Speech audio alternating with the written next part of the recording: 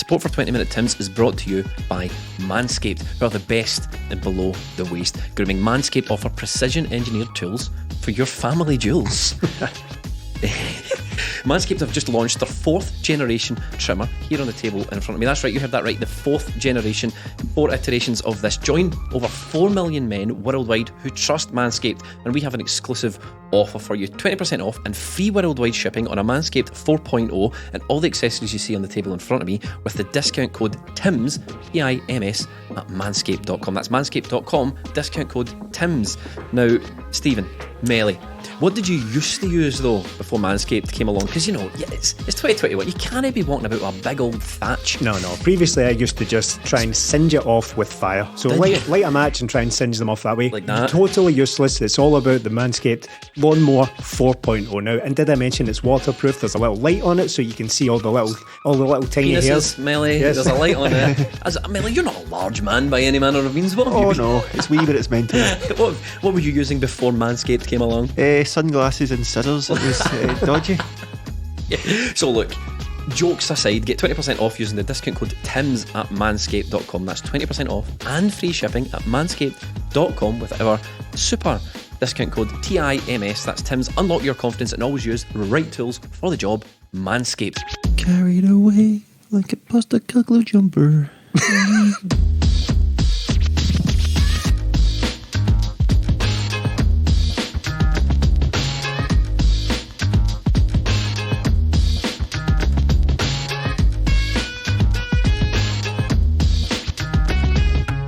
20 Minute Tim's flagship podcast, episode 284. I'm your host, Jamie. I am joined by my podcast pals, Stephen. I'm here. There's always that little bit of surprise, a little bit of trepidation. Which one's he going to go to first? This time it was me. I'm definitely here. And Melly. I'm also here. I take my inspiration from Jota in that regard. Sometimes I like to look at you, Stephen, drop the shoulder and go for Martin Melly. This podcast is brought to you by our Patreon, patreon.com/20 Minute Tims is where you can support this podcast in exchange for hours and hours of additional content. Now, Celtic have got a packed fixture calendar this December, and that means we've got a packed podcast calendar in December as well. We will be covering Celtic from all angles, fan-led coverage from 3 match-going Celtic fans, previews, reviews, match reports, reaction podcasts and reaction videos, as well as feature podcasts. We do all over on patreon.com/20 Minute Tims. And if you guys have been listening for a while and you want to support the podcast, you can do that anywhere from like £2 a month, or you can go all in and get absolutely everything we do from around about £9 a month. That's patreon.com/20 Minute Tims. And this podcast is available as audio only, no video this week, due to me being, full of snotters, frankly. Full of bogies and snotters and all that good stuff. Look, it is a packed fixture schedule for Celtic, Martin Melly in December. The games are coming thick and fast. I had a quick look. We've got Hearts and Dundee United to talk about this week. We've also got the Betis game coming up. But in addition to that, we've got Motherwell at home, Ross County away, a League Cup final, St Mirren away to St Johnstone, home to Hibs, all before the end of the year. And that doesn't really mean anything in football terms, because on the 2nd of January, we play Rangers. And the games are always going to be difficult because Rangers are picking up points due to dubious refereeing decisions and Ryan Kent diving all over the place, picking up penalties. And we've got to keep winning. And that Hearts game and the Dundee United game, the 2 games we're going to discuss in this week's podcast, had the potential to be banana skins. Yeah, they did. We've already dropped points to both teams this season. They're outside the top 2 now. They're probably the 2 best teams this season I've seen and we've come up against. So it was important to get the 6 points out of them. Very important. And to come out it with 6 points and clean sheets in both games is very impressive. Again, but the only downside is the injuries. And of course, we didn't really close the gap. But all Celtic can do is win their games. And that's what we're doing right now. I mean, we are, Stephen. We're picking up a remarkable consistency. Yeah, I think Ange has been talking about this as well, about how they've been very consistent home and away recently. Well, certainly in domestic competition, obviously lost to Leverkusen, but really that's the only blip in the last couple of months. Going back to the Livingston game, probably the last time dropped any kind of points there. So it has been not only consistent, but I feel like the performances just are getting better and better. Yeah, we had a couple of 6-0 games earlier on in the season, but there was something about the 2 games we saw this week that they're pretty thrilling, really, because we'd faced a bit of adversity against Hearts as well, which we'll come on to, and came through it, just about came through it. I don't think we were ever under real pressure, but there was a couple of chances that made you think, well, what's this Celtic team made of? Can we just get this over the line? And then Dundee United, we just absolutely blew them away, just wiped the floor with them. And Thomas Courts, the Dundee United manager, said, I mean, I don't want to say the scoreline flattered them. Well, definitely don't say that then, because that is an absurd thing to almost say. But yeah, it's been a really good week to be quite honest. Opposition managers had an awful lot to say this week, didn't they? Robbie Nielsen, by the way, Nielsen. Robert Francis Nielsen. Shave it. Yeah, he's developing a Hulk Hogan haircut, innit? Yeah. So give it 5 years, he's going to be Hulk Hogan. What you going to do, brother Madden? He said after the game, we didn't lose to Celtic today. We lost to bad refereeing decisions. I'll tell you what, Ange was having absolutely none of that pish. None. And he didn't. And do you know what I liked about that? Ange says, no, I don't. If he thinks the referee won the game the day, then he watched a different game for me. And then Jane Lewis from the BBC, I think it might be Jane Lewis or maybe Ailey Barber, went to him, you've got to have some sympathy for Robbie Nielsen. And he goes, no, I don't. It was like, yes. You can understand his frustrations. That was it, yeah. You can understand his frustration. Nah, I can't. My team turned up and battered him, he's pish. The thing you said, Stephen, the thing you said was we did come under some adversity for the Hearts game, because I was right up for that game. I thought, God, this is going to be one of those ding-dong battles between Celtic and Hearts. Night games always seem to have a wee bit more edge to them, don't they? I don't know what it is. The night games always seem to have that wee bit more edge. Do you know, there's always... And I was right looking forward to that Hearts game. 70% of the place is steaming. That's why that puts a certain frisson in the air, doesn't it? You're right. Everyone has a wee post-work bevy in anticipation for the game. And I was curious to see how Hearts were going to approach that match. See if they were just going to be one of these teams that sort of sit in against us and make it really difficult for us to break down. Because there's a nervousness about Celtic at the moment. Not the way Celtic are playing, just the my anticipation of them when I go into these games, because I feel like we're one draw away from not being in this league. We've spoken about the margin of error being so small. Rangers are playing before us. They get the win. We've got to entertain Hearts. And we didn't get the whole game all our own way. No, we didn't, and I think it's down to the fact that we are 4 points behind and we're constantly going into these games, usually 7 points behind, because Rangers seem to be playing ahead of us. It happens again this weekend. They go to Tynecastle and we don't kick off till 3 o'clock, so it's going to be that way for the foreseeable future. But the first half in Hearts, I thought Celtic were brilliant. They deserved to be at least 2-0 up with the play. Then in the second half, Hearts, they made a couple of changes, which meant they were a bit more forward thinking. Liam Boyce came on, Gary Mackay-Steven came on, he joined Barry Mackay, and they looked a wee bit more threatening. But it was again, Celtic look better away from home right now, or I don't know if they feel better away from home, because there's not the fans being so anxious, because it was only 1-0. You're thinking, all it'll take is one chance from Hearts. Do you not think it's the opposition? I think teams at home are going to feel even just a wee bit more pressure to play against Celtic, whereas when they come to Celtic Park, I think they feel no pressure to play any football whatsoever. Oh, of course, and that's why they rarely come out. We've seen the games recently, Celtic have scored more goals away from home than they have at home, because teams do sort of come out more and there is a wee bit more space. But Hearts tried to make it difficult in the first half but couldn't do it, and then in the second half when they did come out, I thought, they could have done something a bit more. But ultimately, again, 1-0, and I can only really remember one glaring chance for Hearts that wasn't even that great a chance. Again, we're not giving up a lot of chances, but ultimately in the end it was the victory that counted, and it came at a cost. But we got some players back, some went out, but the performance in the first half was good. Second half wasn't so good, and I'd maybe put that down to a bit of fatigue as well. See the way we knocked the ball about against Hearts, Stephen? I thought it was brilliant. That striker they had, I can't remember his name, the guy they started with up front, he was chasing shadows. See, every time we get the ball back, we were just 1-2 it around him like a training session. I thought the way we knocked the ball about, particularly in the first half, was brilliant. Yeah, and Celtic are playing some great stuff just now, which is kind of what I was alluding to with just how enjoyable the last couple of games have been, and they are passing it extremely well. The playing out from the back seems to have calmed down a bit as well. I mean, it's obviously still continuing. That's not going away, but I feel like the the tension around it has dulled a little bit because everyone's gradually getting used to it, and they're getting better at it as well. Some of the passing could be a little bit crisper, especially from Starfelt. Still plays the odd trundle, and you think, oh, that's just about getting there. But by and large, it's been absolutely great. I mean, Hearts, as much as it absolutely sticks in my throat, I'm boking on it just now. It sticks in my throat to give them any respect whatsoever because they're Hearts and I can't stand them. But they were actually a breath of fresh air compared to some of the stuff we've seen at Celtic Park recently. I mean, see the likes of Livingston and others who have turned up to Celtic Park and just turned in absolute stinkers in order to try and come away with draws. Hearts were much better than that, in fairness to them, but at least they actually tried to do something. I don't agree with Robbie Nielsen in that it was decided by a refereeing decision. The very basics of it, I suppose it quite literally was, because it was a very debatable decision that was the difference between the two teams.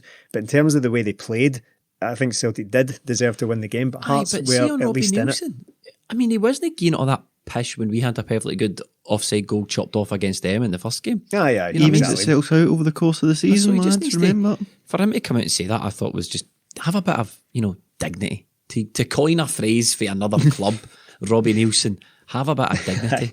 Well, see the evening itself out over the season, everyone always talks about that in the abstract as if it never comes. But see, when it actually does even itself out over the course of a season, nobody wants to know, do they? No, that's a disgusting decision. Oh, wait a minute, I believe that is literally evening itself out over the course of a season. Well, that's it. That's 1 for 1, if you want to take it that way. But look, the debate about referees, and you're talking about Kyogo's goal there and all that, is absolutely ridiculous. A couple of things, right? Obviously, most of the pundits in this country are either ex-Celtic moaners, ex-Celtic players who moan about Celtic, or they're ex-Rangers players who moan. Is that a new stat? A new stat metric? Ex-Celtic moaners? Who have a moan. They're terrified of Kyogo. So what they're trying to do is paint him as a cheater. Right, that's basically what they're trying to do. Paint Kyogo as a cheater. That's why there was so much talk about this Kyogo offside goal as well, because Celtic benefited from it. That Kent penalty, right? There wasn't even a mention of it. It was just penalty, game over. But he dived. You know what I mean? It was a very, very soft penalty. There's so much focus on that Kyogo goal after he scored it. And see, at the end of the day, it wasn't blatantly offside. It was a marginal offside call that the linesman got wrong. Linesmen get those sort of things wrong all the time. There was far, far too much made of it, but it's all part of this narrative to paint the best player in the league as some sort of cheating wee sneaky so-and-so, So we're back to Kyogo being the best player in the league as well. What a flip-flopping podcast. Hey, I'm no flip-flopping on Kyogo. That's what they think. That's why they're wanting That's why they're wanting to paint him like that. Just to put a bit of focus onto him, Yeah, all this nonsense and Chris Boyd after the game and all that, like, it takes away from the fact there was a good goal, a well-worked goal from Celtic. They played it round from the left across the box. The run from Ralston's brilliant. Great cross again, and good finish for Kyogo, just marginally offside. And again, when you're looking at the goal, great play from Celtic. You see what Ange is wanting to do there, and then Anthony Ralston has to go off injured. Me and Stephen were talking about it after the game. Did you ever imagine that Ralston would go off injured? We'd all be gutted, and he'd get a standing ovation from the crowd, and you're worried about when he'll be back. What a turnaround for the guy. Of course, Celtic benefit from it, but it's on the side of the linesman as well. He should be doing better than that, and we've seen it so many times this season. Again, in the match, the referee had to go and speak to Robbie Nielsen and yellow card him, didn't he? Referees are getting on everybody's tits now. Yeah. Every single game we go to, they are making decisions that annoy people. Me and Stephen walked into the game, and as we walked through the tunnel, Bobby Madden was just warming up in front of us, and he gave one of the wee Celtic fans at the front the ball. I was like, don't try and be sound, mate. You're not. You're a banger. Well, I was like that. You seen one of those videos of people taking their kids to their first ever Celtic game, and they walk up from the concourse. They walk up the stairs, and their eyes all light up and all that. That was like me with Bobby Madden right in front of us. It was like we came out the wee tunnel bit at 105, and he was right there doing his wee stretches. I was like, oh wow, I'm starstruck in the flesh. See, the thing is, we're kind of getting gaslit though, aren't we, Celtic fans? Because when we're on the end of a bad refereeing performance, you're told, oh look, you need to be better than that. Refereeing performances are bad, and sometimes you get the rub of the green, sometimes you don't. Sort of get over it, Patter.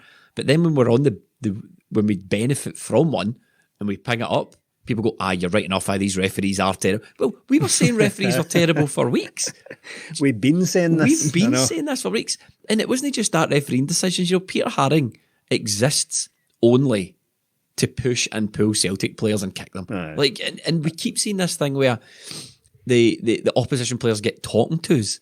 Like, the referee's determined not to ruin the game for Hearts, for example. Peter Haring must have got 3 talking tos. We were watching a game recently where some guy committed about a dozen fouls and the ref goes, there. One more time and you're booked. And you're like, what? That's not how it works. There was one tackle that was absolutely mental. I think it was the first half, actually. It was just a full-on lunge from behind out towards Celtic's left. I can't remember who committed it. On Jota. It was fully from behind. Our whole stand jumped up and started howling about it, and it was just a talking to. It wasn't even a booking. Absolutely. But I thought the whole thing years ago was that we'd totally outlawed that. Lunging in from behind, that's totally gone. You're not allowed to do it at all. They're making it up as they go along. They're making it up as they go along, because that butcher, right, in the Dundee United game, if that is not a red card tackle, what is? Stabbing somebody? Well, does that get you? Debatable. He would deserve a stern talking to for that. I mean, that would be beyond the pale. And also, I know this benefited Celtic, right? But so Jota pulls up with an injury, right? The referee stops the game, which I've never really seen that before. Usually what happened there is the Celtic would appeal to Hearts to kick the ball out, or if Celtic were in possession, we'd kick the ball out and then you would give it back to Hearts. But then he stops the game and restarts it with a bounced ball.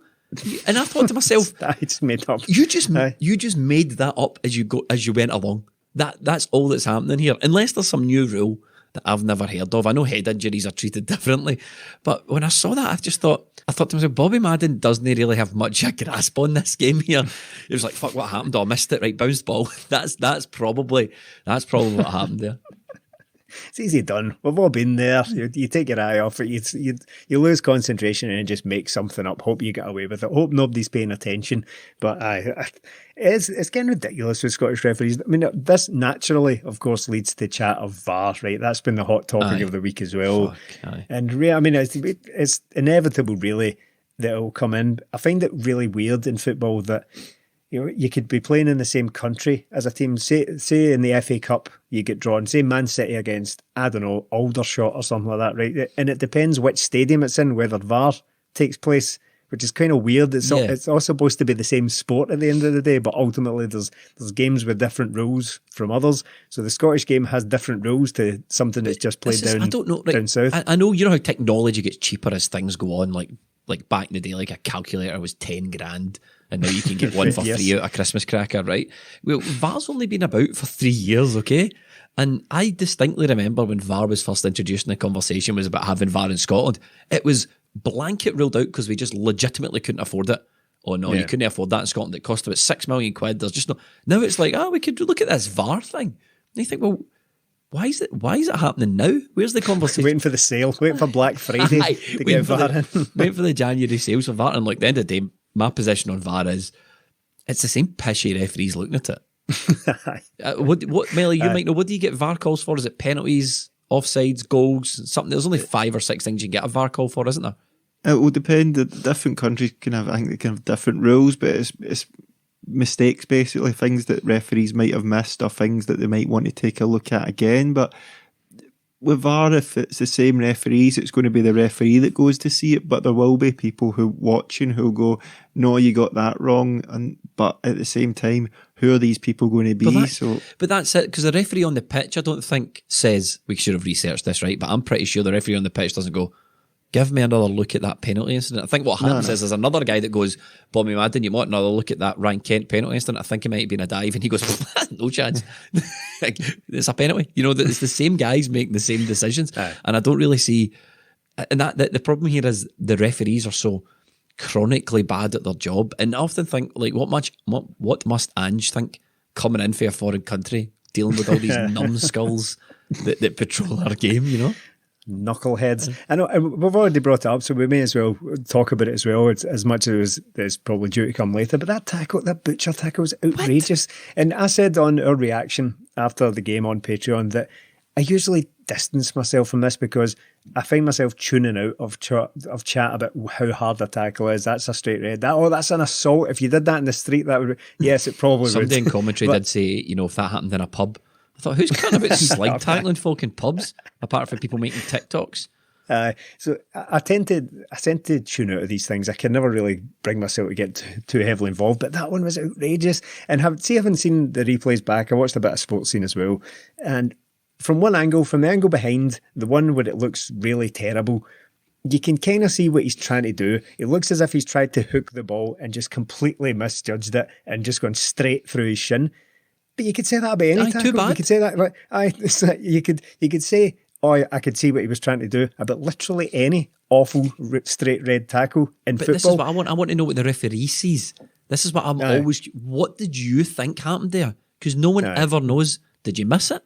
Did you see it and think it was okay? Like, where do we go with this? Because as you say, it's been the hot topic. Refereeing decisions have been the hot topic, and it's been because Celtic benefited from one. Celtic benefit from a refereeing decision or a linesman decision. It's a hot topic. We definitely paid the price in the Dundee United game with about a handful of wrong offside calls. Not a peep. Not a peep about a single one of the wrong ones. No sign of Crawford Allen this time. No. Crawford Allen piping up. Crawford Allen, What kind of school did he go to? Hey, Crawford Allen. Right, anyway. On to Thomas Rogic.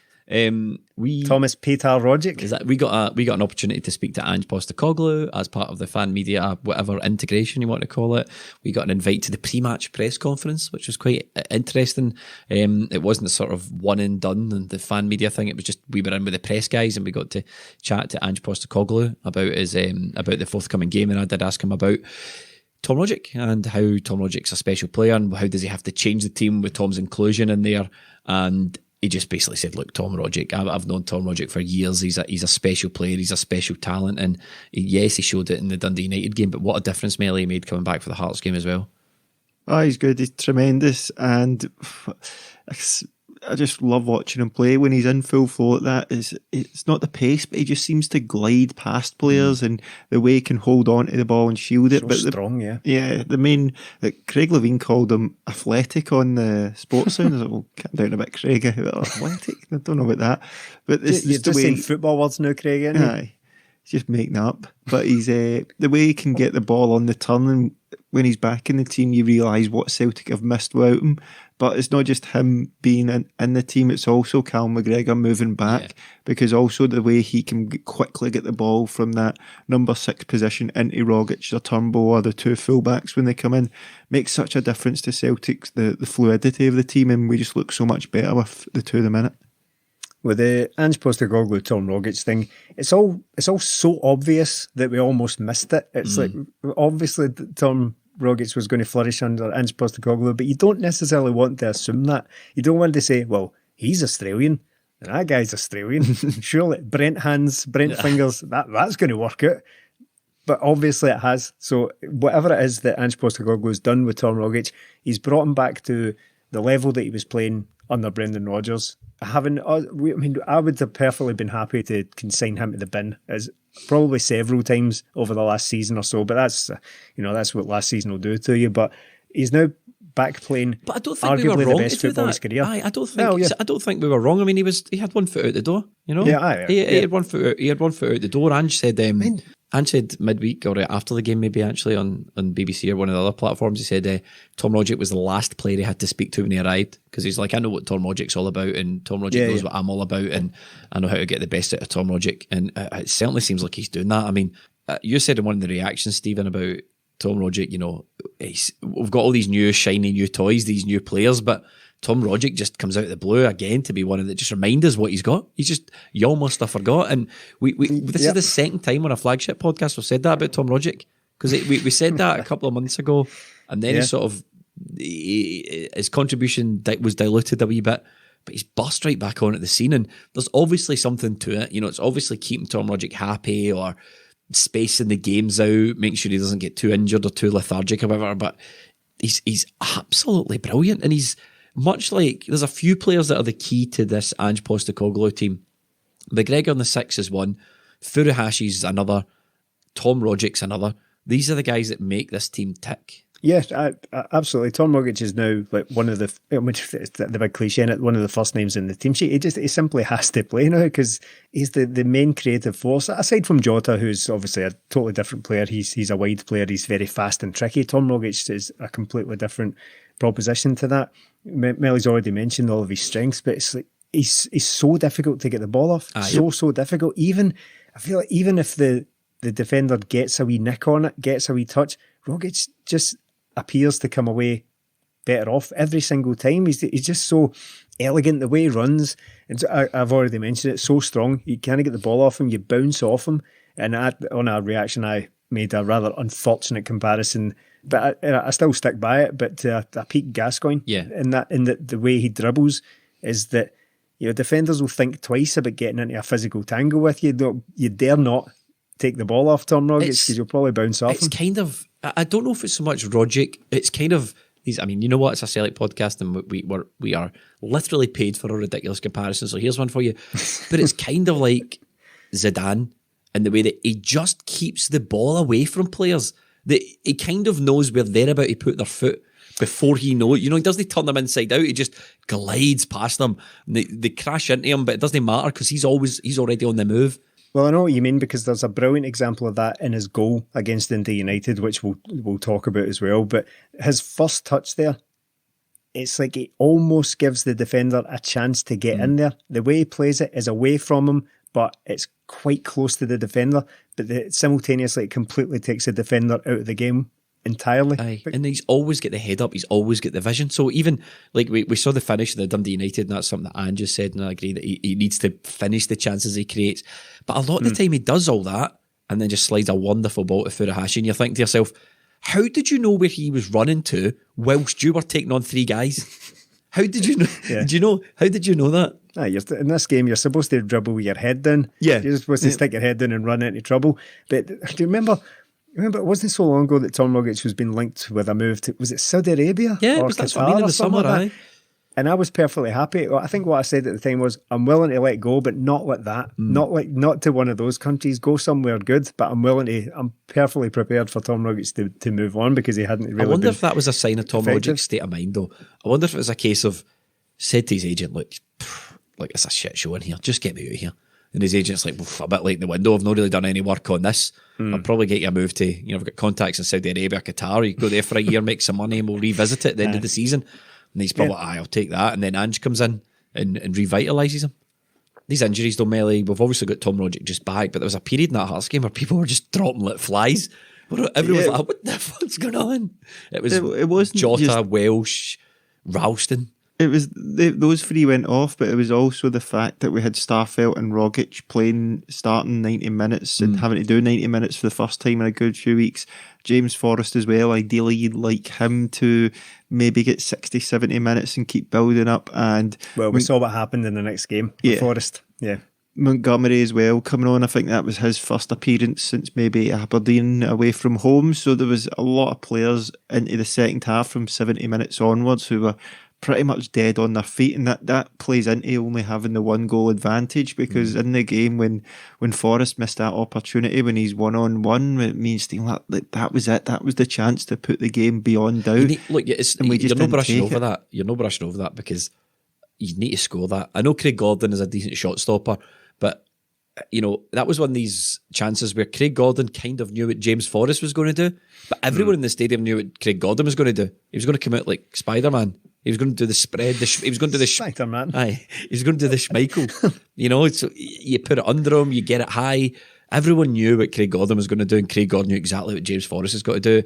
And James Forrest, we were sort of choking for James Forrest to come back, given the performances recently of Abada. But I wonder if that's a position where Ange is like, I could use another one in there.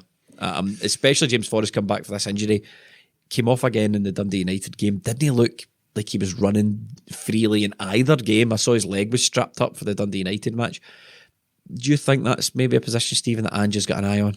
Maybe, because Abada we've talked Abada to death. I don't think there's much sense in going back to it, although he came on and looked, he was direct against Dundee United. He looked to make things happen, maybe should have scored as well, but I think we can park the Abada conversation for a while now that Forrest is back in the team. Now that we're right on him. Like Yes, everyone now that was that we tweeting are- us telling us we were wrong about Abada. We just now that we're right. Yeah.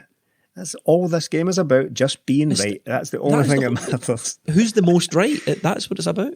That's it, exactly. We just all get together at the end of the season and decide who was most right. In fact, that's what our season predictions are all about as well. So that's a metaphor. We don't just do it to for you, this listener. entire We game. don't dig you up for questioning us when we're right. At the end of the season, we count out of the three of us who was the most right. Usually Yes. me. Carry on. Oh, we are going to get so many tweets about Jamie saying I'm done with Tom Rogic a matter of weeks ago, aren't we? Well, probably what spurred them on, Melly. Exactly. Pinned up on the dressing room wall Yeah. is this podcast.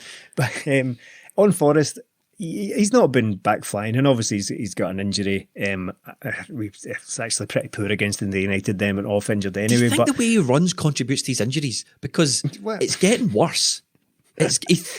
I don't know if you've noticed, right? But see when James Forrest is closing a player down, Stephen, he leads with the chin. He throws yes. his chin right over his hips as if he's propelling himself forward by the like a good boxer does. Like oh, sorry, no way. like the weight of his head. It's like running. You know, we've got Chaz Newkey-Burden, an author and running enthusiast, is a big fan of this podcast, and he might be able to weigh on this. But running is a sport in itself. I'm told, and there's like running techniques. Whereas, you know, if you're long distance running, you want your foot, you know, to hit maybe the bottom of your sprinter. You want your foot to hit a certain angle and your hips and stuff. James Forrest just throws all this to the wind. And I look at him and I go, I wonder if your running technique, because it is very bizarre. It's like a wee boy chasing a balloon in a playground. It's Yes, it's very bizarre. And I think, I wonder if this chasing a contributes- bouncy ball. Aye, it's like a wee guy chasing a bouncy ball about. I'm like, I wonder if that contributes to all these weird injuries you keep getting. Well, I'm no expert on this, of course. I mean, I think that goes without saying it. But what I would say is that there's a famous story about how Alex Ferguson passed up the chance to sign Jordan Henderson when he was quite young because they had a look at him and decided that the way he ran, his gait, would probably lead to him having injury problems later in his career. Now, on that occasion, they were wrong, and that is why the story has become so famous, because Jordan Henderson's gone on to have a great career, won the Champions League and everything. But that's not to say that There's nothing in it. It's not a subject worth considering, because it's obviously something teams look at, is how you're built together for longevity. And James Forrest's running style is absolutely bizarre. There's no doubt about it. What I would also say about his style is that I actually read an article a couple of weeks ago on The Athletic. It was very long and detailed, but the gist of Okay, it big brain. is the premise of it was trying to figure out the peak years for each position, what age that all different positions hit their peak at, and they're very similar. You know, it's 27, 28, give or take. But what they said about wingers is that there's a huge precipitous drop off in wingers rather, being willing to take players on as they get towards 30. It's basically peaks when you're about 20, 21 and then falls off a cliff. Yep. And by the time you get to 30, 31, it's basically non-existent. No, that's not the case. That's just an average. It's not the case for every player. Of course, every player is different. But what I would say is that with James Forrest now being the wrong side of 30 and coming off the back of some medium to long-term injuries, we might start to see a different type of James Forrest in this team. It's got to happen at some point. He will no longer be the guy who takes players on and bursts past players for speed and takes them to the byline and all that. That won't happen much towards the kind of, not twilight of his career. He's still young enough to contribute. I don't mean to talk about him as if he's like 38 or something like he's only 30. But what I'm saying is that wingers very, very rarely play like that into their 30s and often have to kind of adapt their games. It was interesting you're talking about taking players on. I think that was one thing I noticed about Mikey Johnston in both of these games. Interestingly enough, I thought when he came on against Hearts, there was a reluctance to take his man on melee, but I thought in the Dundee United game, he was much better. Yeah, the Hearts game, as soon as he came on, he lost the ball a couple of times, and I think it got his confidence really down, and the crowd got on his back, and rightly so. Groans, aye. You're coming on 1-0, you need to hold on to the ball, you need to be better than that. But again, it's another guy coming back from a long time out with Forrest. He was injured for most of last season, came back, get injured again, get injured this season.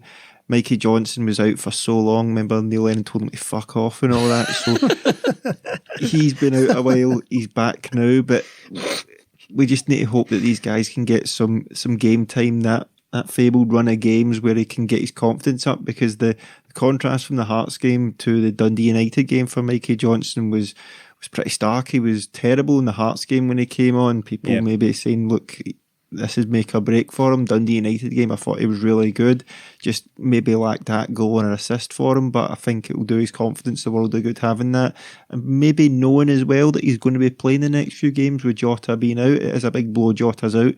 There's nobody that can replace him, but Mikey Johnston's going to need to try and do something, because as soon as Jota's back, you'd expect him to come in. So it's going to take something special from him to stay in the team. And look, we need options. We've seen when Forrest and Abada, there's maybe not one really nailing down the place out there. Jota has nailed down the place, but I think Stephen's right as well with James Forrest. I noticed that since he's come back, it's not really been a guy that takes on players. He'll always get you goals, he'll always get you assists, but we need to be careful that he's not going to be the James Forrest of old, and we maybe need to look at bringing in somebody.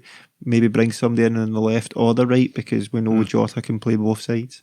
It's talking about Mikey Johnston. Ange said midweek that I can't construct anything for Mikey Johnston. You know, he gets game time. He has to take it. He has to take his opportunity, and that seems to be the way. He said something very similar about Liam Scales. It seems to be the way that Ange is managing his squad, Stephen. It's like, look, I can't promise you're going to play every week, but if you're fit and you're training, I need you ready to step up. And it seems like the difference between the two games with Mikey Johnston was, comes on in the Hearts game, it's difficult to get up to speed, and the Hearts game is pretty physical, and as Melly said, when you start giving the ball away early doors, very rarely does a player turn around a performance like that. Dundee United game, maybe Mikey Johnston's looked at that going, right, I need to, if I want an opportunity here, because he was a player that had a lot of promise, Mikey Johnston. Yeah, definitely. A huge amount of talent as well. A very, very skillful player, but he just simply needs to turn that into performances, and the time is now for him. You know, if it's ever going to happen for him, he has to take the opportunity he's been presented with. It's unfortunate, of course, for everyone that Jota is injured, as Mel has already said. It's a huge blow, but you know what, you have to turn that into a positive. Someone has to turn that into a positive. It's like, it might sound like a ludicrous comparison looking back on it now, but look at when Dembele first arrived. He wasn't necessarily the first choice straight away. It wasn't until Griffiths got injured that he came in, scored that hat trick, took his opportunity, and never looked back. I don't think Johnson's going to have the same impact to that, but you have to try. It's like a conversation we've had many times. Sometimes when a player leaves, a lot of people often say that he was never given an opportunity, but sometimes, look, mate, being at Celtic is the opportunity. It's up to you. We've said that on this podcast loads of times. Like, your opportunity isn't, you know, sometimes you do need a run of games, right? However, really 9 times out of 10, your opportunity is at training. Your opportunity is Monday to Friday. Yeah. And then when you get a chance on the pitch, you know, if you're, because occasionally you will hear about a player who's tremendous at training, gets a couple of games, you just can't do it. But then they leave the club and people always say, look, one of the best players I've ever seen at training, but on match days, he just couldn't turn in the performances. But I think under Ange, you know, your opportunity has been at the club. Brendan Rodgers as well used to say things like, your opportunity's been at Celtic, you need to take it. And with these games we've got and how, I was thinking about this the other day, it has been a long time since you're checking the Rangers result. It's been a lot, you know, with you know, them breathing down. I mean, it was about this time last year we all basically accepted the league was over. You know, so that was it. That didn't really count. It didn't really come into it for a long time before that. This season, it's back to the old days stuff, and we've got a lot of games, and we've got a thin squad, and the players that have got something to contribute now. Near Bitton, he can definitely contribute. He came on in the game. Mikey Johnston, he can definitely contribute. He came on in the game. We need these guys to take their opportunities, not just for themselves, but for the cause, Melly. Yeah, the thing with Mikey Johnston as well is, because he has been in the squad for so long, you're expecting, right, it has to be now. But at the same time, you're looking at the 2 players who are in the squad that came through the youth as well, McGregor and James Forrest. It wasn't until they were 23, 24, 25 where they became first team players, because they kind of know what they're doing by that point. They know what kind of player they are. They know their body for injuries and that. James Forrest, so long before he was a first team player with Celtic that was relied upon, so I'm careful not to write him off too early. The same with Anthony Ralston, he's not come in properly till this season. It might take time, but the thing with Johnson is we need him to start doing it now, because there's nobody else to play, and it's time to shine for him. The thing is, he made his debut. Guess when he made his debut, Mikey Johnston? It was the end of Roger's first season, wasn't it? 2017. Mikey Johnston made his debut for Celtic. He's got a contract till 2025, so there's a lot of time for him to stamp his place in the team. But with Jota going off injured, I mean, we don't need to patronise our listeners by talking about how key a player is Jota for us at the moment. No. So him going out injured, anything that any way Mikey Johnston can go to make up that is much required. Yeah, it's maybe been forgotten about as well that Mikey Johnston does carry a goal threat. He's more than capable of getting goals. He scored goals for Celtic before. It's just that he's been missing for so long. He scored goals again. He scored in Europe a couple of times. So yeah, he carries a goal threat. Maybe not as much as Jota has emerged to have, but I've got confidence in him. I've been up and down with Johnston over the years because sometimes, I'll be honest, I sometimes forget he exists, and that's just purely down to the fact that I forgot Bowley existed last week. I forgot Bowley existed. Yeah, exactly. So long periods of time pass with me not even considering Mikey Johnston, and that's unfortunate. It's purely down to his injury record. But now that he's back in the team, I really hope he kicks on now and makes himself a real consideration for this title race. So we get the win over Hearts, 3 points on the board, and at the end of the day, that's all that matters. 3 points for the ref, Jamie. I think you'll find. Cheers. Who was the ref? Was it Bobby Madden right enough? Aye. It was Bobby Madden in the Hearts game. Yeah. Cheers, Bobby, for our 3 points there for Christmas. Well done. That undoes all the shite performances you've ever had before. I thought so far this season, the performance of the season was probably domestically anyway, the Hibs game a couple of weeks back. I think Dundee United was maybe a close second to that, Melly. I think the Dundee United game might actually have been better. I was more sustained. It was more throughout the full game, wasn't it? The Hibs game, the second half, Hibs sort of came into it, but Celtic weren't really ever in danger in this game. I never got the feeling Celtic were going to let in a goal. I thought they were classy throughout. There was a couple of players dropped out, and I was really worried about the game because we'd already dropped points to Dundee United. They seem to be doing well this season up until the last few weeks, but Celtic just from the very off were absolutely tremendous, and it shows that one or two injuries can hinder us, but at the same time we've got players who can come in and do a job, and we've done that Sunday. It was brilliant to watch from the first goal onwards. Even before that we had a couple of good chances, but we could have been 4, 5, 6, 7, anything we really wanted if we're a wee bit more clinical and a bit more luck, to be honest. I call that a nae bother wee man performance for Celtic. No, I can't. Because there was the stages of that game, Stephen, with Dundee United, not only could they not get their half, they couldn't even get out their half of their half. Right, aye. Yeah, I know what you mean. Outside about 35 yards. Aye. Boxed right in, and we were just bullying them, harassing them, chasing the ball down. Aye, it was brilliant. It was a great all-round performance from Celtic. I thought, I do agree. I think it's definitely in the conversation for the best performance of the season so far. Certainly best away, because we did have those, was it a couple of 6-0 games earlier in the season, which were obviously very impressive. But to go away to a team which, as Melly already mentioned, we've dropped points to so far at home this season.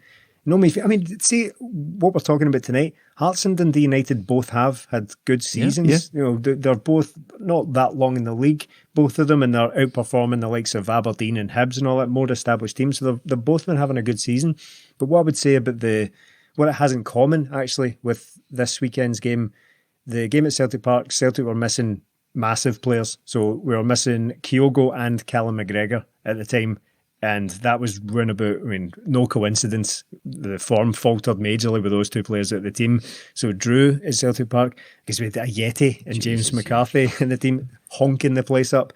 It does have that in common with this weekend in that some key players were missing. Jota, notably, it wasn't the same as missing those two players. Those two are basically everything. You can replace Jota, not like for like, and not with the same level of talent. But we've got nothing that replaces Kyogo and Callum McGregor. So I think that was the yes, it has that in common, but that's the very key difference. We can't play with a Yeti. As you say, Jimmy, a Yeti kills this team. And he did on that occasion as well. But no, a thoroughly enjoyable performance. I think it could have been any number of goals. And I know people often say that, but on another day, some of those goals go in and you're talking about a ridiculous scoreline, and it wouldn't have been undeserved from Celtic because I thought they played absolutely brilliantly, created great chances, and really should have absolutely buried them by more. But 3-0 away from home. Another clean sheet, despite Joe Hart passing the ball along his own goal line at about 0.01 miles per hour. I did say, I've been saying some of these, like I'm not really one of the get it up the field guys, but some of these, I mean, albeit it's been a long time since anyone coached me in a game of football, but square balls across your own box, if you're going to play those, you want to put a bit of sting on it. Do you know what I mean? You don't. A little bit of sauce on that, Joe, in future reference. Yeah, absolutely. It was a wee trundler, and that was the really the only chance, though. No, you need him. He's probably bored sitting up there. False sense of security, aye. But not to get away, actually, we were corrected. I think someone maybe said in the Discord or on Patreon or something, someone was at pains to remind us that he had one big save in the game down to his left, which was quite important at the time. So there was that. Joe Hart had his usual telling contribution, even if it wasn't the busiest day for him. But that pass aside, Celtic were absolutely fine, absolutely coasted it and ran over the top of Dundee United. Just before we get on to the waxing lyrical about the forward play as well, it was good to have Starfelt back. He was man of the match against Hearts. And I completely forgot to mention him against Hearts. Him and Carter Vickers were back together at the weekend there, and the two of them look great together. It's a solid foundation we've got there with McGregor, and then those two behind, and Joe Hart as well. We really need to keep that spine of the team fit and solid, because we rarely concede goals when those guys are playing, and we just look solid. Even though Ralston went out and Greg Taylor comes in, seems to be one in, one out right now, but the defence, no matter who plays, we're looking solid, and again, we didn't give up any chances and created plenty. Teenage Mutant Carter Vickers. There you go. If you're looking for songs, I've given you the melody and the theme. Let's get this going. So let's get this going. Right? I've not got the lyrics. That fellow bear. I've not got the lyrics yet, but Teenage Mutant Carter Vickers. There you go. There's definitely something about green in there, and there's something white and green, blah, blah, blah. It writes itself. Something in a half shell, he's a centre half. Somebody will do it. So I know Lewis Capaldi listens. I'm sure he can throw something together for us. Lewis Capaldi, Bobby Gillespie, all the Tims, they all listen to this. Let's Johnny get together. Mac. Big call. In fact, no, don't give him any more encouragement. Don't give him any more encouragement. He'll ruin it. We want to put together a Celtic Live Aid, is what we want to do. We absolutely look. It's great to see Celtic turn up, murder these teams, because again, we're playing after Rangers. You need to go get the win, and that's just going to be a recurring theme. Dundee United melee, as you said, opportunity for the revenge, but it's the manner of the victories now. It's the manner of the way we played that game, the way we knocked the ball about. Like Furuhashi up front, I know he struggled for goals a wee bit. He got the goal against Hearts and we thought maybe he was off the boil, but I thought he was absolutely brilliant in that game as well. Tom Rogic, do we need to go into Tom Rogic again? Absolutely unplayable. Mikey Johnston contributed. James Forrest was okay. But here's the real question. Greg Taylor comes back. He played at left back, obviously, moved Juranovic over to the right hand side. Liam Scales makes his debut left back, manages to get a goal. Do we still have a problem at left back though? I'm not sure. Greg Taylor, the weekend he gave you that game, you'll get from him just 6-7 out of 10. Nothing spectacular, nothing terrible. Still think Celtic can do better in that position. Do you think Juranovic had a better game at left back than he did at in right back? I'm not sure if it's just the fact that we looked a wee bit more balanced with a left-footed defender over that side, but at the same time, Juranovic is that good a player. I don't think it makes much of a difference to him. The guy is top class, and he's another one that's kind of gone under the radar. He's came in, he's barely had a poor game, he's played over on the left, but even when he's over there, he still contributes so much, and he's brilliant on the ball. And on the other side, you're looking at Tony Ralston. The only way he's going to get dropped is if he got injured, because I forgot to mention it last week. He was absolutely tremendous in that Aberdeen game, set up the goal against Hearts and then had to go off. The guy's been brilliant, so I don't think it's really affected us too much. It's a good headache to have. Well, we need it right now. We need players coming back because of the injuries we've got, but even if everybody was fit, I'd still say Juranovic is our best bet on the left-hand side with Ralston on the right. Do you know what I forgot to mention? At the press conference, one of the journalist guys, genuinely can't remember who it was, or I would have credited him with the question, asked Juranovic about, he's an actually right back, but he'd been playing a lot of the time and left back recently. Where does his future position? And he says, well, I see my future position at Celtic as being right back. That's my preferred position. then Ange comes out and the journalist says, look, we were just talking to Juranovic there, and he said his preferred position is right back. Does that give you a selection headache there with Tony Ralston playing so well? And Ange went, yeah, he's better off just letting me pick the team. Yeah, I did catch that actually. I was like, you don't cross Ange, do you? Get the feeling that he just doesn't take any pish. Oh, he's been great recently, Ange, and again with the patter after the Hearts game as well. He's been great. And do you know what? It's like, I'll come back to the Dundee United game, but before we move on too much, it's like quite away from all the details of the games. This week's been great. Yeah. It's been absolutely brilliant. Right? A pulsating victory over Hearts and then an absolute rout over Dundee United. It's just been thoroughly enjoyable, and I feel like there's always a bit of policing of that kind of thing, of the enjoyment of football from a few quarters. We spoke last week about Davy Provan, right? And I don't want to make it just a weekly Davy Provan segment because it's not just about him. But remember in the interview he gave about, where he was talking about how the defence is rubbish, that old cliche. We spoke about it last week. In that very same thing, he was talking about how Ange Postecoglou is just a cult figure and how he's getting an easy ride of it compared to others. Now, who those others are, I don't know. I mean, we could only speculate. I don't know who he was talking about, but I don't know what he's talking about. Like, he had to win people. And it's not just pundits. It's not your fault though. He's talking pish. Aye, but it's not just pundits. Don't give yourself a hard time over this, is what I'm saying. Yeah. It's not just pundits. Some fans are at it as well, and it's something that really frustrates me. It's this going a bit overboard in this new guy. He's not even won anything, and I'm like, I'm sorry, but that can't be how you look at football all the time. See if everyone's absolutely for him to win anything yet. Well, he's in the final of the only competition so far. We might as well back it's possible to win. He's going to succeed with our backing. Exactly. So, see if everybody's buzzing to go along to these games and go and see this team, and if everybody gets a sense of pride and belonging to the club every time the manager speaks, and this is what it's all about. He is as well. Ange, right? So he goes after the games, right? And he does his cheer and all that, and he thanks the fans, right?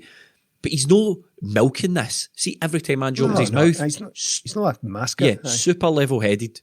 We've not won anything yet. The fans. I'm just here to. He's like you say, super level. He's not buying into all this hype. He's not buying into the pish. Do you know what I mean? He probably, when they asked him to put on a Celtic branded jumper, he probably moaned about it. I'm here to do my job. I'm a football manager. I'm here to get the best out of the players. I'm here to bring success to the club. He's not buying into the pish. He's not buying into the celebration of all. It's the fans that are creating this. And what, honestly, I've had some thoughts about Neil Lennon recently, just because you're thinking about back to last year, but this time last year when it all sort of, the shit hit the fan, and, people don't want to hear it, but obviously me being a Neil Lennon fan, I think that he's, it's probably time for a wee review of Neil Lennon, what he managed to achieve. But one thing is for sure, Neil Lennon got too involved in a lot of this sideshowiness and all the bullshit that goes along with the Celtic job. He got far too involved in all that, and just staying well clear of it. He's just focusing on the football, and that's exactly the manager we need at the moment. We're still behind Rangers, and we could lose this Glasgow derby in a couple of weeks. It's not out of the question, is what I'm saying. I think we'll win it. It's not out of the question. We might, and then that could be our 7 points, and the league's all but over in January. So what we need is a manager with a level head to keep the lid on things. We need Ange right now. That's the guy we need. Well, see, on this is why I'm keen to do this every so often. The podcast? The podcast. But just put a pin on it. Just take a step back and just examine things. Just see where we're going and how much I'm enjoying it. I want to say these things every so often because too often it can be points. It's almost like the performances and actually enjoying the football doesn't matter to some. It's just about reading the Wikipedia page at the end of the season. Did we win trophies? Then it was a success. If not, it was utter garbage. But the fact that we've got this manager, and I honestly think that one of the most toxic and pointless myths we've ever allowed to spread about Scottish football is that these managers need to win every single game or it's pish. That's not the case. No manager needs to win every game. And I feel like that stuff is only an excuse for people to just say, oh, it's pish, it's garbage if teams aren't winning every... What it is about the enjoyment, all the things we've just spoken about. And see on Neil Lennon, before we move away... I'm going to put the brakes on that a wee bit for you. I'm going to disagree with you ever so slightly because I think there is a flip side of that coin, and the flip side of that coin is Ronnie Dyler. A manager who ultimately didn't have the talent, but there was a cult of personality around him. That's supporters can fall into that trap. Now I'm not saying Ange is that guy because I think Ange is a better manager than Ronnie Dyler, I think Ange is dealing with a lot more than Ronnie Dyler dealt with and handling it better. But there is the flip side of the cult of personality where managers have a bit of a meme about them and supporters buy into it when way longer than they should. I don't think that's what this is at all, though. I think that look, we've had a terrible time of it over the last couple of years, and the thing about Neil Lennon, as much as it might be time for a review of what he achieved, the fact is, then it will always remain that when the battle lines were drawn between the board and the fans, he was on the other side of it, and that's what fans will always remember about last season, unfortunately. So that's the unfortunate thing. But I just, for me, this Celtic team and manager feels like it's got something about it. And I think the same battle lines are drawn, by the way, Ange would be on the side of the board as well. Every manager's going to back his own employer. Well, maybe, but we'll hopefully never know. But I don't think that is the case. I think you'd get plenty of managers coming out against their own boards. But I don't really want to talk about Neil Lennon, to be honest, because I thought he was full of pish last season. But well, that's what I'm saying. That's the difference between Ange. That's why Ange is so good at the moment, because Neil Lennon fully bought into the pish and got involved in all sorts of pish, and Ange is just refusing, and that is the best. That's what we need right now. Yeah. That's what I'm getting at. Yeah, exactly. Yeah. We need to be like this because, as you said, Jamie, we're behind in the league still, so we can't get ahead of ourselves at all. We need to go into every game and get 3 points. There's no let up here. There's game after game. There is trophies to be won here, even in December. So we need to go into this with every game, trying to improve, trying to keep a level head. The Hearts game, for how anxious we got towards the end, see after it was brilliant, the feeling of winning that game, because a team came, kind of had a go, and it was a thrilling 1-0 victory. The Dundee United game was just a completely dominant game, which we took them apart and could have had anything we really wanted. So we need to keep this momentum going. We've got Betis during the week now, but maybe that'll take a back seat. But the Motherwell game and then the games after it, despite Motherwell being in decent form, all the games we've got coming up are pretty winnable games, but that doesn't mean we're going to go out and do it. We need to have the manager keeping these players in check and saying we've not achieved anything yet. We need to cut this gap. Turn our attention back to the Dundee United game. Obviously, we briefly touched on it earlier on, Tom Rogic's contribution to the Celtic team. But that is a goal of the season, Melly, wasn't it? Yeah, it was an absolute peach. I couldn't believe it when he picked up and then just kept going, but he is brilliant. And as Stephen was saying, he just waits till the defender's going to make that tackle and manages to take it past him, and he picks it up just inside his own half when he makes that run out onto the wing and just cuts in, and a brilliant finish. The whole goal was brilliant, even for Andy Walker, and this was his commentary. Magnificent. It's a contender for goal of the season. Well, going to show a bit of enthusiasm for it then, Andy. It was an absolute peach, man. The guy picked up, skinned about 4 or 5 players and placed this shot into the back of the net. It was an absolute cracker. And even the Tom Rogic goal. Did Andy Walker no reference something that happened in 1997 and said it reminded him of a Di Canio goal a few years ago? Yeah, is that what he said? Yeah, the Turnbull goal, and he's kind of right. It was similar, but it was the Celtic captain playing a ball over and the guy flicking it over the goalkeeper. The fact Di Canio's was more aesthetically pleasing because his touches were better and the goal boots on, but I think I prefer David Turnbull's goal to Tom Rogic, and just from a personal point of view. Sorry, Melly, I must stop you here. The whole thing I was wanting to bring up there was that 1997 wasn't a few years ago. No, it definitely was not. Because it reminds me of something Di Canio did a few years ago. Just check my watch here. No, I can confirm that is more than a few years ago, 1997. Jesus Christ, Andy Walker. Maybe he's getting mixed up with 9 in a row and stuff. The reason he thinks it was a few years ago was because it was the last time he bought a suit. But as I was saying about Andy Walker still has those pink ties with the big massive knots, doesn't he? Oh, a huge one. And the wet look shiny suits. In the wet look shiny big baggy suits. The Sky Sports look for 1997. Sorry, Melly, carry on. The Turnbull goal, I was more pleased with that because me and Stephen were talking after the Hearts game. I just felt we needed a runner going into the box out of Rogic and Turnbull. I think when we got the ball against Hearts, the two of them were trying to create from the edge of the box, whereas if you get that guy running in, it causes the run, because when you see when McGregor gets the ball, the run from Turnbull is off the blind side of his marker, and then the centre half doesn't know whether to go to him or whether to step out because Kyogo's there, and he gets in behind. The finish is great, and it was a lovely wee sort of pirouette he does when he's sort of in mid-air to finish it off. It was a great goal, and he needed to make up for the miss, didn't he? Yeah, but we've already spoke about Tom Rogic and how sort of we all must have forgot about him, but David Turnbull, they said after the game, he's played in every league game for Celtic, started every league game. That's some going for a guy that's still at a very, very young age. He's come in from Motherwell after a massive injury. Terrible start to last season for him because, again, Neil Lennon didn't think he was good enough to play, came in and he's pretty much played all the time since, and that's a guy building up his fitness. He's the only difference between coming onto a game. The only difference between his contribution and Jota's contribution is 1 assist. They're both on 5 goals. Turnbull's got 3 assists and Jota's got 4 in the league. No, I'm surprised by that because the rave reviews we give Jota because of the type of player he is, but David Turnbull's quietly going under the radar as a very good player for Celtic. I just don't think he's as fashionable a player as others. I know that's slightly reductive, but it's like, I remember this season there were people talking about how poor Turnbull's form was about 2 weeks after he'd scored a hat-trick. And he scored a hat-trick early in the season from midfield, and people were talking about, I just don't know if Turnbull's really turned up this season. But on the goal, I think it was absolutely brilliant. It was just, I think it was a perfect bit of improvisation, because when a ball in like that, and again, credit to Callum McGregor for the great ball, if you put a leg up to try and pull that ball out of the air,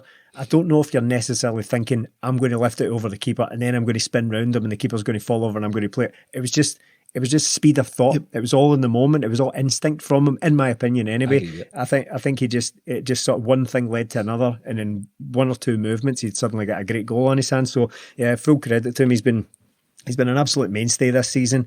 Maybe gone a little bit under the radar, but I was actually shocked to hear after the game that he'd basically started every single game of the season. So he deserves his place. Well done, Robo Dave. Liam Scales makes his debut, comes on, scores, so that's his Celtic career cursed. People that score on their Celtic debuts are always kind of cursed. Without a doubt. Well, I mean, again, we talk about chances, we talk about taking the opportunities. He's done himself no harm there whatsoever. Come in, scored a decent goal. It popped up in the right area, took a deflection, but so what? You make your own luck and all that pish. So I got a goal and fair play to him. Yeah. Would you play him on Thursday against Betis? I mean, I think we all agree that maybe that's one for. I mean, I'm inclined to say like the second string or players that need game time, but the squad is so threadbare at the moment that's. I mean, who we play against Betis, if we're trying to get minutes or save minutes in players, might not look a million miles different to how we play against Motherwell. How I would probably look at it is kind of along the lines as you've just suggested there. I think it's that to be a balance between who needs minutes at the current time and who absolutely doesn't, such as Kyogo and Forrest. And Forrest probably injured now anyway, but guys who have been playing constantly, guys who just don't really need another game on their plate, take them out altogether. And guys like Greg Taylor, I would play him ahead of Scales, if I'm honest, because he's going to need to work his way back to fitness.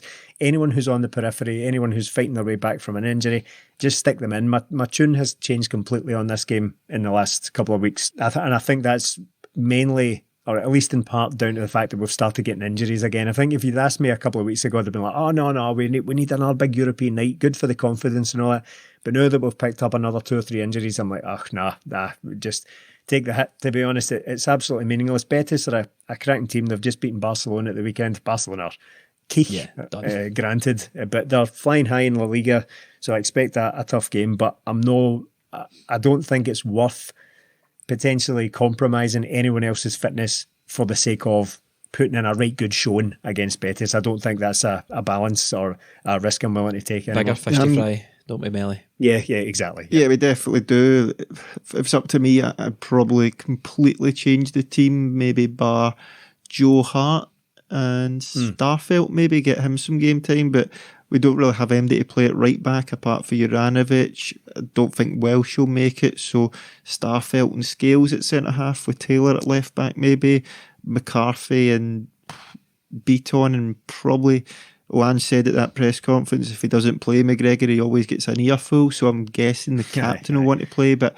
Abada, Johnson and Ayeti up front that would do me, because it's no formidable at all, but these guys all need game time, all need to show what they can do. But as Stephen said, the most important thing is the guys that don't need the game time, just getting them wrapped in cotton wool, because that those league games that you said coming up, they're so much more important, and we've already lost Jota potentially for the cup final, so one eye on that as well. See everything I just said a minute ago about resting all the players? See, now that you've named all the players, can I completely change my mind on Send the that? shivers up you. Next up for us, we're coming up against the league's top scorer, Tony Watt does Motherwell come to Celtic Park. The games are coming thick and fast, and as I said at the top of the show, so is the content on Patreon. Never been a better time to sign up to our Patreon, patreon.com/20minute Tims, because a busy month for Celtic means a busy month for us and lots of lovely extra content. Now, listeners and viewers last week will have seen and heard that we are running a competition. You can win a gold 20-minute Tims badge. All you have to do is leave us a 5-star review on iTunes, or if you listen or watch on YouTube, write "I want a badge" in the comments below, and the absolute key is leave your Twitter username or some other way we can contact you, but best just leave your Twitter username, so at whomever, much like Paul Devaney has done here on YouTube. He left us a glowing comment, said he wanted a badge, and he left his Twitter name at Trivia Tim, so we'll be sending a gold badge to him. And much like Dermot did on Apple Podcasts, he left us a wonderful 5-star review last week and left his username. So we'll be contacting both of those guys to send them their gold badge. So leave us a 5-star review on iTunes or Podcast Addict, or comment on YouTube. Very simple, but leave your Twitter name and we'll pick one winner from each platform every week. That's us, guys. We have reached the end of this. Before we go, can I flag up a couple of items of any other business before we go? I've not really got much to say about these subjects, but one, strongly linked with 3 Japanese players to come in imminently, if reports are to be believed. And it's gathered a little bit of pace because various Japan-based journalists or people who are following Ange Postecoglou's career, there's a few of them out there that everyone knows their names by now. Dan Orlovic's been one, have picked up these stories. And the reason it's kind of gathering pace is that I'm led to believe that Japan, alien concept here, guys. The Japanese media aren't really all that bothered about just making pish up for the sake of it. As crazy as that sounds, the Japanese media don't really do that, apparently. So it has kind of caught the attention. If these things come to pass, we'll do the full scouting reports and all that on Patreon. We'll cover them properly. But my first reaction is 4 Japanese players in the Celtic team, mental. That is mental. It's just good that we've got a manager who's actually using contacts to bring in, well, we anticipate really good players. He's using his knowledge, and the board are kind of saying, okay, well, we'll put a bit of trust in this guy. It's not just a case of, well, I don't think it's just a case of using the same old Dudu Dahan and the City Group and all this sort of stuff. These guys, we're exploring new markets is what I'm getting at. Yeah, exactly. But the thought of that, 4 Japanese players in the team, I'm all in. I mean, when have we ever had 4 of anything in the first team? Never mind Japanese. When have we ever had 4 Irish guys or whatever in the first team? But I'm all for it. Everybody knows what I think about Japanese players. As I said a few weeks ago, up to me, the place will be full of them. So I'm all for it. Barkas is allegedly on the way out. We'll discuss the January transfer stuff as the rumours solidify and we get closer to the window. But looks like Barkas might be on his way out. The fact we're bringing in a striker tells me that a Yeti might be on his way out. Lee Griffiths. I don't even think Lee Griffiths is getting games for Dundee United at the moment. Well, you've just touched upon my other item of any other business. We've already mentioned 2 names tonight, Lee Griffiths and Neil Lennon. Now, I'm not going to sit here and defend Neil Lennon much because I have no inclination to do that whatsoever. But one of the things that he had to deal with during his turbulent time, second time as Celtic manager, was the issue of Lee Griffiths. He came on against Rangers at the weekend there, and no way to dress this up. His physical condition is absolutely appalling. Now, at the time, Neil Lennon had to deal with that. It's honestly jaw-dropping, the stadium just now. Have you seen him? I saw the picture you put in the group chat. Did you see the picture? But the videos are maybe even worse. And I don't do this to shame Lee Griffiths, although it is atrocious. Fat shaming Lee Griffiths right now. Yes, as a professional footballer. But I think we can close the book on this now. Slam it shut, in fact, the book on Lee Griffiths. And everyone blamed Neil Lennon for that carry on and doing Lee Griffiths. That it just shows you what Celtic were doing for that guy towards the end. I will tell you, He's- Lee Griffiths, Nicky's in. there's no love lost, I don't think, between Lee Griffiths and Neil Lennon. In fact, Neil Lennon said last year, not on the record, but to people, that Lee Griffiths would not be a professional footballer come this time this year. Not just not playing for Celtic. And I don't think, just to wrap up, Neil Lennon is that far off it, because he might be being paid to be a professional footballer, but he's not being paid by Dundee, the club who employ him right now. He's not getting a game for Dundee. He's not getting a game for Celtic. He's just hanging about being paid probably a very, very large sum of money. And he's not doing it at all. Anyway, we don't need him. Just before we do wrap up, any other business, a busy segment. busy This is day. basically This is for the meat of the 6 people podcast. still listening. a huge congratulations to the Celtic women's team. They won the League Cup, beating Glasgow City yesterday 1-0. It was some result against a team that's been champions for a very long time. So well done to the ladies. Yes, we can. We need to mention that. Congratulations.